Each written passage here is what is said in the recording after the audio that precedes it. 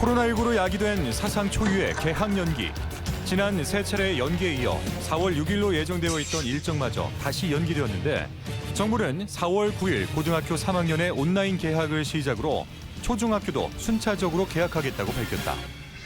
고등학교 3학년, 중학교 3학년은 4월 9일 온라인 개학, 고등학교 1, 2학년, 중학교 1, 2학년, 초등학교 4, 5, 6학년은 4월 16일 온라인 개학, 초등학교 1, 2, 3학년은 4월 20일 온라인 개학. 그리고 대입 수학 능력 시험은 12월 3일로 연기됐다. 학생과 학부모 교육계는 사상 초유의 사태에 혼란스러워하고 있다. 네 차례 개학 연기가 가져올 파장과 앞으로 해결해야 할 문제들, 이슈 인사이드에서 파헤쳐본다.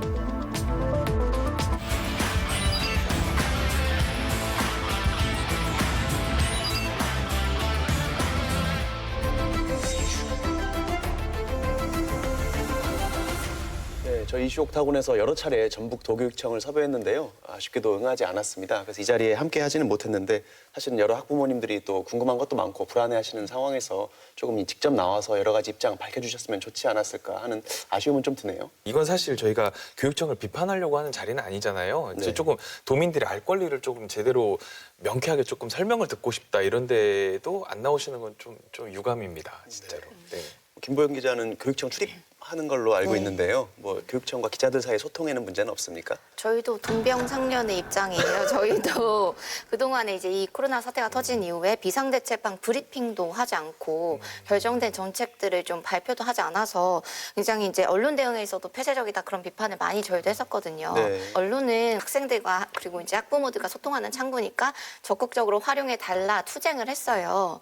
그래서 이제 어쨌든 좀 협조하겠다라는 어떤 약속을 받아냈음에도 좀 여전히 이렇게 좀 폐쇄적인 행보, 소극적인 행보는 좀 저도 아쉽습니다. 네. 일단은 어쨌든 코로나19 때문에 개학이 지금 세 차례나 연기됐지 않습니까? 학부모나 학생들 또 모르겠습니다. 학생들은 또 좋아할 것 같긴 한데 또 피로감도 있을 것 같고 어떻습니까? 애들은 진짜 천차만별인데 일단 너무 좋다. 이대로 근데 쭉 학교를 안 가면 안 되나 아주 빠르게 적응하고 있습니다. 가정이 굉장히 빠르게 적응하고 있는 아이들이 많고 또 심심하다는 애들도 굉장히 많고 그다음에 이제 학교에서 그동안 여러 가지 좀 안 좋은 상황을 겪는 아이들이 많이 있잖아요. 왕따라든지 뭐 이러는 그러니까 안 좋은 친구들을 안 볼 수 있어서 너무 좋다. 난 이대로 살고 싶다. 뭐 이런 애들도 많고요. 또 학부모님들은 애들이 하루 종일 이제 심심하다 배고프다 말을 달고 산대요. 그래서 학원비나 방과 후 수업비가 안 나가는 대신에 이미 식비가 그 모든 돈을 추월했다. 이렇게 말하고 있고 또 언제 개학할지 모르니까 그게 긴장 상태가 계속 유지가 되는 거예요. 대기 상태인 거죠. 그러니까 이 대기 상태가 계속되다 보니 그것 자체가 좀 불안하다. 굉장히 불안하다 이렇게 얘기를 하시더라고요. 이렇게 학부모들 피로감이 누적되다 보면 이제 긴급 돌봄에 대한 수요도 확대가 됐을 것 같은데 현장 분위기는 어떻습니까? 네, 말씀하신 것처럼 긴급 돌봄 신청이 지금 2배 넘게 늘었어요. 그러니까 5주 동안 학교를 쉬니까 처음에는 불안해서 어떻게든 가정에서 뭐 부모님께 부탁을 하든 휴가를 쓰든 이런 식으로 해서 이제 맡겼는데 5주가 넘어가니까 더 이상 이제 그것도 한계에 치닫은 거죠. 그러니까 어떤 분은 이제 부모님이 나 이제 더 이상 못 본다. 짐 싸고 고향 내려가겠다. 이래서 결국 긴급돌봄 맡기시는 분들도 계시고 하더라고요. 근데 이제 이렇게 아이들이 급증하다 보니까 문제는 그 돌봄 현장에서 방역 그리고 위생 관리에 대한 부담이 엄청나게 높아지는 겁니다. 정말 5명, 그다음에 정말 많아봐야 10명 이하로 두는데 아이들이 늘어나면은 그 아이들을 몰아넣을 수가 없으니까 반을 나누는 거예요. 그럼 그만큼 뭐가 필요하겠습니까? 인력이 이제 늘어나고 그다음에 물품 증가하고 이게 이제 인력이 늘어난 것뿐만 아니라 관리 대상이 많아지기 때문에 그만큼 이제 더 많이 신경을 써야 되는 그런 어려움이 있더라고요. 법률적인 문제도 있는 것 같기는 해요. 왜 그러냐면 저희 전라북도 같은 경우를 보면은 교육청 자료에 따르면 3월 첫째 주 초등 긴급 돌봄 참여율이 평균 1.1%대였거든요. 1,000명 정도. 근데 이후 꾸준히 늘어나면서 3월 셋째 주에는 2.3%, 2,100명 정도까지 올라오긴 했는데 이게 사실 그 노동법에서 우리가 보장하고 있는 가족 돌봄 휴가가 지금 국가 정책에 따라서 5일까지는 유급으로 휴가비를 지원을 해줍니다. 뭐 5일 이후부터는 무급이거든요. 근데 무급이니까 내가 돈을 안 받고 나는 휴가를 쓰면 되겠구나라고 생각할진 몰라도 그렇게 회사에 눈치가 보이는다고 하더라고요. 그러니까 이 긴급 돌봄과 같은 이제 내가 가족 돌봄 휴가를 못 쓰고 학교 측에 조금 이렇게 돌봄을 의뢰할 수밖에 없는 상황도 갈수록 늘어날 수밖에 없지 않나. 이런 그러니까 생각이 아까 듭니다. 말씀하신 대로 그렇게 되면 많은 인력이 필요한데 그러면 그 인력이라고 하는 돌봄 전담사 분들의 또 안전 문제도 있는 거고 그렇죠. 또 대우 문제도 있는 거고 또 그분들의 노동권 보장도 있는 거기 때문에 이게 어떻게 단순하게 네. 어떤 한편의 입장만을 가지고 해결하기는 힘든 문제인 것 같더라고요. 워낙 초유의 사태다 보니까 약간 법률적으로도 공백이 있는 것 같은데 법적인 얘기가 나왔으니까 말인데 사실 뭐 학사 일정도 이렇게 뭐 수업 일수라든지 단축 가능한 일수 이런 것들이 법적인 제한이 또 있는 것으로 알고 있습니다. 교육청에서 이렇게 한 달간 미뤄진 학사 일정 어떻게 조정한다고 하나요? 네, 아무래도 이제 관건이 말씀하신 이제 법정 수업 일수를 줄일 수 있느냐, 그 다음에 지금 개학이 한 달 미뤄졌는데 여름 방학을 확보할 수 있느냐 이거였거든요. 네. 근데 일단 개학 연기가 3주 이상이 되면은 그 어떤 규정상 법적 수업일수 190일에 10%가량을 지금 줄일 수가 있게 됐습니다. 네. 그래서 이제 교육부가 수업일수를 열흘을 줄여라 이렇게 권고를 하게 되면서 전북을 비롯해서 모든 시도가 지금 10일 줄여서 180일 동안 이제 수업을 하게 됐어요. 이걸 이제 한 학기씩 나누니까 지금 뭐 1학기 90일, 2학기 90일 이렇게 진행을 하게 됐어요. 그럼 그때부터 이제 방학을 어떻게 할 것이냐 네. 이 문제가 있는데 이제 전북교육청은 일단 학생들의 뭐 쉴 권리 그다음에 교사의 쉴 권리를 이제 어쨌든 보장하기 위해서는 여름 방학을 최소 1주 이상 2주까지는 보장해 줘야 된다. 이렇게 해서 아마 뭐 방학은 뭐 학교별 재량이긴 하지만 1주, 2주는 확보될 것으로 보입니다. 뭐 중간고사나 이런 거 어떻게 될지도 궁금하기도 하고 불안하실 것 같아요. 굉장히 그런 부분은 걱정이 많더라고요. 특히 이제 초등학생들은 크게 걱정을 좀 없어요. 중학교까지도 좀 괜찮아요. 네. 근데 고등학생 같은 경우는 당장 입시가 있기 때문에 굉장히 좀 힘들어. 어떻게 될지 모르니까 일단 염려가 되고 그리고 이제 인터넷으로 계속 강의가 쏟아져 나오잖아요. 숙제가 너무 많은 거야. 네. 그래서 숙제가 너무 많다. 차라리 학교를 갔으면 좋겠다. 그럴 정도로 숙제가 굉장히 많아서 힘들다. 지금 온라인으로 뭔가 예. 학습을 하면서 숙제가 많이 나오는 예, 상황이니까. 굉장히 많이 나온다고 하더라고요. 저는 학부모의 관점에서 조금 걱정이 되는 건 어떤 부분이었냐면 우리 지역에 있는 우리 아이들은 학교가 늦어지면 온라인으로 선생님께 과제를 받고 숙제를 하고 뭐 이런 식으로 힘들지만 꾸준히 하는데 강남에 있는 어떤 사교육이 굉장히 활성화된 지역은 이때도 굉장히 열심히 사교육을 시킨다면 야 똑같은 고3 아이들을 가진 학부모 입장에선 이게 공교육의 공백으로 이어져서 대학 입시에 악영향은 줄 수 있는 거 아닌가. 이거 저는 충분히 공감이 되는 어떤 걱정이라고 생각은 들더라고요. 방금 말씀하신 한 달간의 학습 공백, 네, 공교육의 네, 네. 공백이 그렇죠. 격차로 이어질 수 있다는 말씀이셨고요. 워낙 이게 처음 있는 일이다 보니까 아직 현장에서도 확정되는 것들이 구체적인 것들은 없는 것 같아요. 아마 혼선을 많이 빚고 계신 것 같은데 만약에 뭐 그런 일은 없어야겠지만 4월 6일까지도 사태가 진정되지 않는다. 그럼 학부모들은 4월 6일에서 또 개학을 연기하는 것 자체도 어느 정도 긍정적으로 보고 계신가요? 할 수 없다. 정말 연기해야 된다. 이렇게 말하시는 분이 제 주변에는 많이 계시더라고요. 그래요. 3월 25일 0시 기준 국내 확진자가 9,137명인데 네. 20세 미만인 그러니까 0세부터 19세까지 유치원 초중 학생 중에 확진자가 580명입니다. 이게 전체 확진자의 6.35% 정도는 되거든요. 그러면 이런 초중고 학생의 확진자가 있는 게 사실이라면 이거는 반대를 할 수밖에 없는 것 같아요. 개학에 대해서. 그리고 또 두 번째는 홍콩의 사례를 전 좀 보고 싶은데요. 홍콩이 나름대로 그 통제를 잘하고 있다고 WHO나 이런 데에서 인정을 받아서 정상화했죠. 그런데 그러니까 예를 들어서 이달 2일부터 공무원들 출근도 제대로 하고 학교도 대학 입시 대입 시험도 그대로 그냥 진행하겠다고 했는데 그렇게 했다가 지금 다시 돌렸지 않습니까? 그렇죠, 예. 재택근무로 이렇게 다시 발발을 해서 이런 홍콩의 사례를 우리가 봤을 때 뭔가 이게 팬데믹, 그러니까 전 세계적인 현상이 통제되고 있다라는 표시가 나오기 전까지는 전과 똑같은 등교 개학은 조금 지양해야 되지 않나. 그렇습니다. 또 학부모의 걱정이나 어려운 부분 이야기를 했는데 사실은 개학이 이렇게 자꾸 미뤄지면서 또 생계가 힘든 분들도 있지 않습니까? 어떤 뭐 미원이라든지 조리원이라든지 방과 후 강사 같은 비정규 노동자들 생계 같은 부분들에 대해서 좀 지원이 이루어져야 될 것 같은데 어떻게 되고 있습니까? 일단은 이제 이분들은 교사와 다릅니다.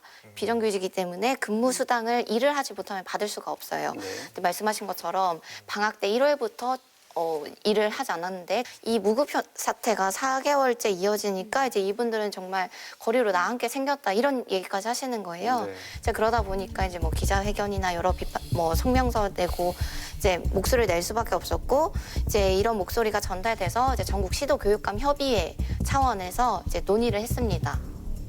그래서 이분들을 그러니까 계약은 아직 안 했지만 지금 미리 출근을 해서 근무 일수를 채울 수 있게 하자. 그래서 지금 현재 이분들이 이제 출근을 해서 뭐 본인의 원래 업무는 아니지만 뭐 방역을 돕거나 네. 아니 이제 학교 이제 계약 준비를 이제 하고 계시고 그럼에도 불구하고 어쨌든 이제 오랫동안의 무급 생활이 이어졌기 때문에 뭐 조금 생계난이 어렵다 하시는 분들에 대해서는 그 전에 이제 다른 특별 수당을 미리 당겨서 받을 수 있게끔 이렇게 조치가 되고 있어요. 그 정도군요. 네. 어쨌든 뭐 최근에 이제 김승환 교육감의 발언으로 보면 일단 그 1년 동안의 연 총액에 대해서는 보장을 하겠다. 네. 그러니까 이제 이게 국가 재난 사태이기 때문에 개인의 어떤 노동의 뭐 이런 부분들이 아니라 일단 그 소식을 듣고 저는 참 다행이다. 어쨌든 1년의 수입은 그대로 보장을 하겠다고 뭐 그 교육감이 약속을 했으면 지키겠죠. 네. 학교에서 일하시는 분들 말고 학교와 연계된 분들의 어려움이 저는 사실 더 크다고 생각하거든요. 대표적으로 급식에 들어가시는 분들이 대부분 친환경 식자재이기 때문에 유통기한도 짧습니다. 그러니까 경기도나 어떤 전남 나주나 이런 데 같은 경우에는 이런 급식, 친환경 급식 업체와 같이 연계해서 그 꾸러미 어떤 음식 재료나 이런 쪽으로라도 소화시킬 수 있도록 도와주고 하는데 우리 전북 지역에서는 이런 걸 찾아볼 수가 없는 거예요. 뭐 식자재 말고 뭐 다른 교복이나 우유나 여러 가지 관련 업체들에 대한 지원 같은 것이 있습니까? 네, 제가 그러실 줄 알고 전북 지역 통계를 예리하십니다. 네, 예, 취재를 예. 했습니다. 네. 그래서 지금 이게 말씀하신 것처럼 전북도 전 남의 일이 아니거든요. 그래서 저희도 이제 친환경 농업인연합회 측에서 이제 여쭤보니까 직접 정말 가보니까 한 달간 미납된 농산물이 280톤에 달하고요. 이게 피해 규모가 21억 원에 달합니다. 그래서 정말 이분들은 이 농산물을 이게 썩어가는 거를 보면서 정말 속이 타들어간다고 하세요. 왜냐하면 정말 멀쩡한 식물들이거든요. 그리고 아까 말씀하신 것처럼 친환경 재배법으로 해서 더 건강한 식품인데 이거를 가만히 놔두자니 정말 속이 타들어가는 거예요. 근데 이게 지금 2주간 더 계약이 연기되면서 사실 이런 것들이 이제 신선도가 짧기 때문에 이제 완전히 나쁜 시기가 놓쳐버린 거죠. 그럼 이거 다시 이제 버릴 수밖에 없는 거예요. 그래서 그 다음 농사 거름으로 쓰겠다 이렇게 하세요. 근데 이제 말씀하신 것처럼 이거를 조금 더 이제 안타까워하는 이런 이제 학부모님들은 얼마든지 이걸 구매할 의사가 있거든요. 그럼 이거를 자치단체에서 조금 유통에 앞장서서 그런 건 하고 계세요. 지금 도청이나 교육청에서 공무원분들이 우리가 구매해주자 운동을 하고 있는데 이거를 공무원에만 어떤 의무로 국한시키지 말고 소비자들에게 열어두면 훨씬 좋을 텐데 이런 논의가 좀 많이 요청을 해주셨으면 좋겠습니다. 아니 어차피 지금 마트도 많이들 안 갖고 계시는 분들 그러니까요. 많거든요. 네. 근데 이런 게 열리면 학부모님들도 적극 구매할 것 같아요. 친환경이고 하니까. 우리 지역에는 예, 예. 그 뾰족한 구제 방안은 아직은 안타깝다. 없군요. 그러니까 예. 강원도의 예처럼 그 감자가 정말 매일매일 완판되거든요. 저도 한번 사보려고 했는데 2분, 3분 만에 네. 네. 저도 매진됐습니다. 네, 네, 못 네. 구하셨죠. 네. 저도요. 2분, 3분 만에 다 매진이 되는 거예요. 그래서 지자체의 그런 적극적인 노력이 있다면 충분히 농민들을 위한 좋은 어떤 정책들을 시행할 수 있을 것 같더라고요. 조금의 시스템만 갖추면 예. 충분히 소화될 것 같고 그 아까운 농산물 안 버려도 될 것 같습니다. 계약 이후에 우려되는 점 이야기를 조금 예, 해보고 예, 우리가 예. 어떻게 준비해 나가면 좋을지 좀 얘기를 나눠보겠습니다. 즉 가장 진짜 감염 자체가 너무 두렵다. 네. 이게 이 바이러스가 유행이다 보니 혹시라도 감염될까 봐 굉장히 우려스럽고 그다음에 이제 손 닦기 같은 부분들 집에서는 철저하게 하지만 아이들이 학교 가면 물로만 슥슥 할 것 같다는 거죠. 그리고 화장실에 실질적으로 손 소독제라든지 뭐 이런 비누라든지 이런 게 갖추어지지 않은 학교도 있단 말이에요. 네. 그러니까 그런 것들이 가장 우려스럽고 그다음에 급식. 네. 이거 어떻게 할 건가? 칸막이 한다고 될 것도 아니고 도시락을 싸야 되나? 뭐 이런 생각하면서 아니면 아예 그냥 4교시까지 하고 보내줬으면 좋겠다. 네. 오전 수업만 해라. 막 이런 분들도 계시고 그럼 있더라고요. 방역이나 위생관리 같은 예. 것에 대해서 교육청이 나름대로 계획이 있겠죠? 네, 일단 신학기 개학 준비 지원단을 꾸려서 정말 총력을 다하고 있는 상태입니다. 일단 이제 방역이 학부모 입장에서는 잘 하고 있나 걱정이 될 수도 있지만 또 학교 입장에서도 우리 학교에서 확진자가 한 명이라도 나타나면 정말 큰일이거든요. 그래서 본인들이 살기 위해서라도 정말 열심히 하고 계시긴 하더라고요. 그래서 뭐 다 아시겠지만 뭐 등하굣길, 뭐 발열 체크부터 열화상 카메라 설치, 뭐 수업 쉬는 시간, 뭐 그다음에 급식 시간, 자리 배정 어떻게 할 건지, 뭐 순서 어떻게 할 건지, 뭐 이런 것들 다 매뉴얼을 갖고 있어요. 그래서 지금 지키고 있고. 근데 이제 저도 그 아까 개학 연기가 될지 안 될지 얘기를 했는데 네. 일단은 준비는 정말 철저히 하고 있지만 지금 이 상태에 과감히 개학 연기 다시 생각해보는 것도 고려해야 된다고 생각합니다. 아, 그렇습니까? 예, 교육부에서 사실 시도교육청에서 내부 회의할 때 최악의 상황까지 고려하고 있어요. 확진자, 유증상자 발생했을 경우까지 대비해서 그러면 그때 모든 학교가 확진자가 나오면 다 자가격리 되잖아요. 그러면 학교가 운영이 될 수가 없습니다. 그러면 이제 쉬어야 되거든요. 네. 그렇게 되면 학사 일정 어떻게 운영할 거냐, 온라인 수업을 했을 때 이게 수업 일수가 인정이 되느냐 이런 것까지 고려를 하고 있거든요. 네. 이 말은 결국에는 아직도 불안감이 지속된다라는 말이잖아요. 네. 근데 이런 거는 사실 학부모 입장에서는 그러니까 통계에서도 나왔지만 이런 사태라면은 계약을 하는 게 낫다라는 의견도 사실 상당수 있거든요. 연기를 하는 게 낫다는 의견도. 지금 2019년도 기준으로 초중고 학생이 545만 명입니다. 그러면 545만 명에 착용할 수 있는 마스크가 수급이 가능한가요, 일단? 그렇죠. 네. 저는 어렵다고 봐요. 예, 일주일에 2개씩 나눠주고 있는 이 상황에 하루 종일 그 마스크 쓰고 수업을 들어야 되는데 우리 아이 같은 경우는 마스크 하나로 3일 쓰거든요. 예, 학원만 갈 때 왔다 갔다 써요. 근데 하루 종일 학교에서 수업받는 아이는 하루에 하나씩 갈아줘야 되지 않겠습니까? 이것도 그렇고요. 두 번째는 지금 외국 사례를 보면 지금 한국교육과정평가원이 홈페이지에 게재한 국외 코로나19 대응 학교교육 대처 방안 사례 연구 보고서가 있습니다. 여기 보면 중국 온라인 재택 수업하고 있고요. 미국 뉴욕주도 4월 20일까지 온라인 수업입니다. 이탈리아 원격 학습, 프랑스 국립원격교육센터에서 동영상 강의 이런 식으로 하고 있거든요. 그러니까 주요 선진국가 중에 온라인 수업을 안 하는 정도는 독일 정도밖에 없어요. 그런데 중국도 되고 이탈리아, 스페인도 원격이 되는데 우리나라는 왜 안 됩니까? 그러니까 저는 온라인으로 하면 저는 좋다고 생각해요.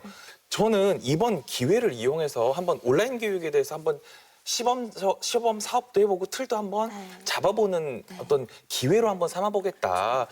꼭 지금 시대가 어느 시대인데 꼭 애들을 교실에 모아놓고 꼭 같이 교육을 시키는 것만이 저는 능사는 아니라고 생각해요. 저도 적극적으로 그 네. 의견을 공감해요. 절충안이 온라인 계약인 것 같아요. 네네네.